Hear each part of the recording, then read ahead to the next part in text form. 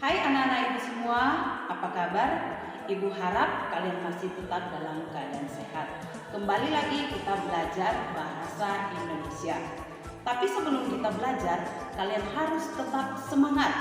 Karena dengan semangatlah anak-anakku bisa meraih kesuksesan. Nah, pada pertemuan kali ini kita masih belajar kelanjutan dari materi sebelumnya, yaitu karya ilmiah. Tapi sebelum kita belajar karya ilmiah, kalian harus tetap memperhatikan protokol kesehatan, yaitu 3M. Nah, apa itu 3M? Mungkin anak-anak sudah paham semuanya. Untuk itu tetap semangat dan salam disiplin. Anak-anak ibu semua, pada pertemuan sebelumnya kita sudah membahas mengenai karya ilmiah, mulai dari pengertian karya ilmiah, jenis-jenis karya ilmiah, bentuk karya ilmiah atau berdasarkan penyajiannya, struktur karya ilmiah bentuk populer, struktur karya ilmiah bentuk semi formal, struktur karya ilmiah bentuk formal, unsur karya ilmiah atau makalah, dan penulisan judul karya ilmiah. Nah, pada pertemuan kali ini kita akan membahas mengenai kebahasaan dalam karya ilmiah. Adapun kebahasaan dalam karya ilmiah yaitu bahasa atau pilihan kata bersifat impersonal. Yang kedua, banyak menggunakan kalimat pasif. Yang ketiga, menggunakan kata bermakna lugas. Yang keempat, menggunakan bahasa denotatif. Dan yang kelima, yaitu menggunakan bahasa atau kata baku. Nah, kaidah kebahasaan karya ilmiah yang pertama diantaranya adalah bahasa atau pilihan kata bersifat impersonal. Dalam karya ilmiah, kita tidak boleh menggunakan kata ganti saya atau kami. Kata ganti yang diperbolehkan dalam karya ilmiah adalah penulis atau peneliti. Karena kata ganti tersebut adalah kata ganti yang bersifat umum. Kenapa harus menggunakan penulis atau peneliti? Karena dalam karya ilmiah yang diperlukan adalah objeknya, bukan subjeknya. Yang kedua, banyak menggunakan kalimat pasif. Contoh kalimat pasif dalam karya ilmiah.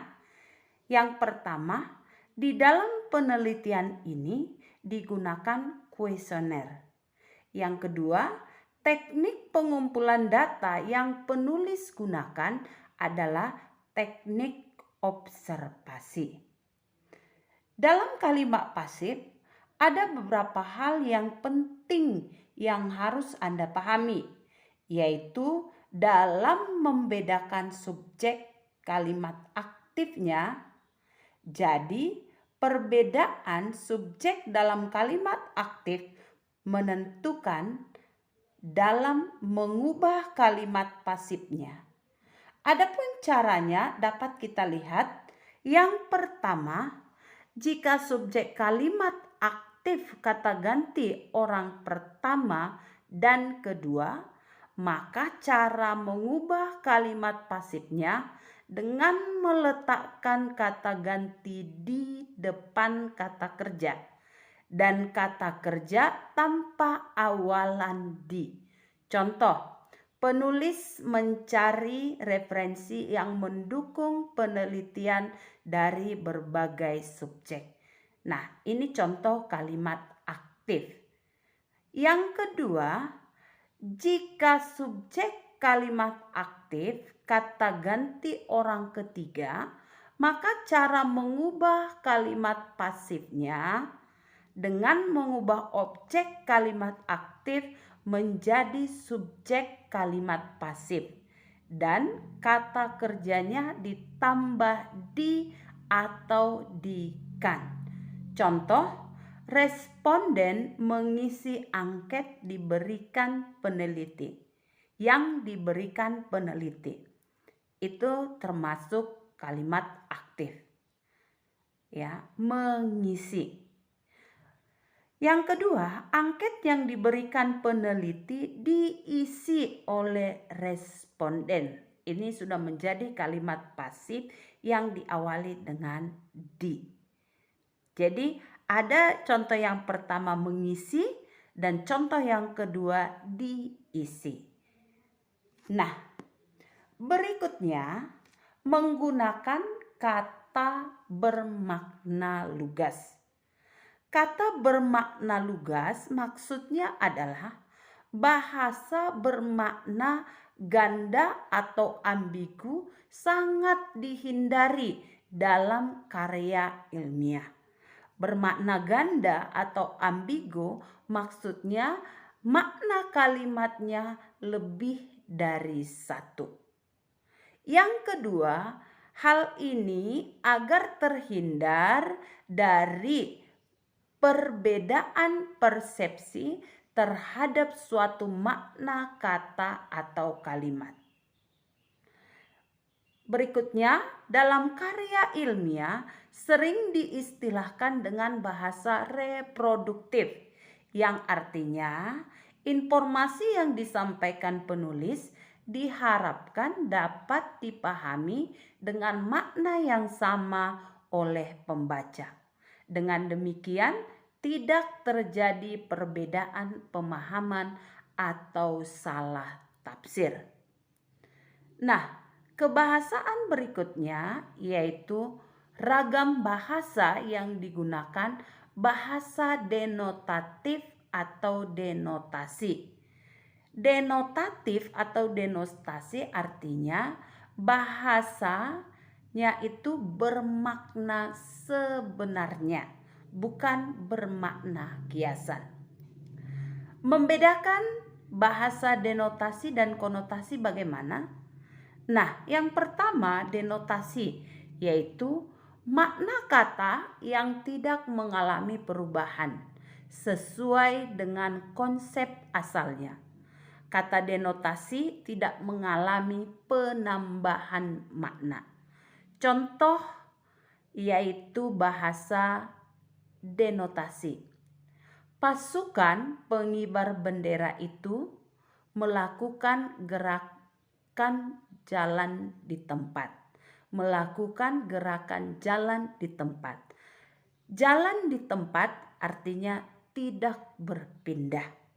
Sedangkan contoh yang kedua yaitu konotasi, yaitu makna yang telah mengalami penambahan. Tambahan-tambahan itu berdasarkan perasaan atau pikiran seseorang terhadap suatu hal. Contoh, selama 10 tahun beroperasi, perusahaan itu jalan di tempat. Jalan di tempat artinya tidak mengalami perubahan atau kemajuan.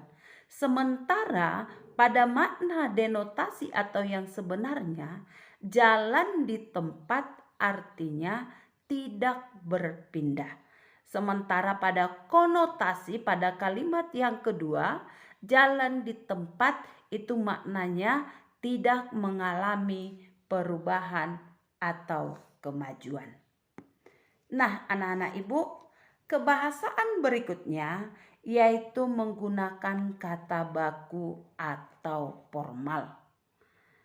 Kata baku atau formal artinya kata-kata yang sudah sesuai dengan ejaan atau sudah dibakukan.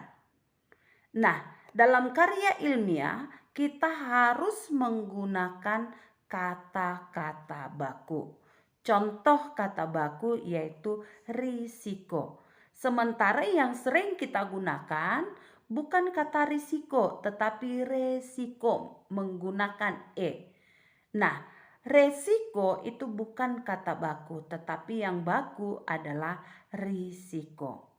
Contoh yang berikutnya sistem, bukan sistem. Ya, jadi yang baku sistem.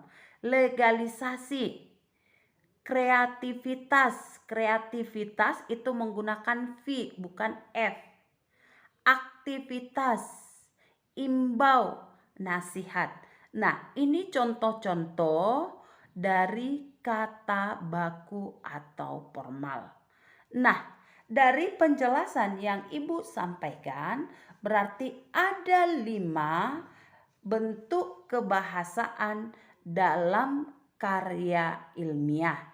Yang pertama tadi adalah bersifat impersonal. Yang kedua, banyak menggunakan kalimat pasif. Yang ketiga, menggunakan kata bermakna lugas. Yang keempat, menggunakan bahasa denotatif atau denotasi. Dan yang terakhir, menggunakan kata baku atau formal. Nah, itulah kaidah kebahasaan dalam karya ilmiah. Nah, untuk lebih memahami kebahasaan dalam karya ilmiah, silahkan kamu kerjakan tugas yang sudah Ibu buat di Google Classroom. Kerjakan tugas dengan baik dan tepat waktu. Salam sehat dan salam isi.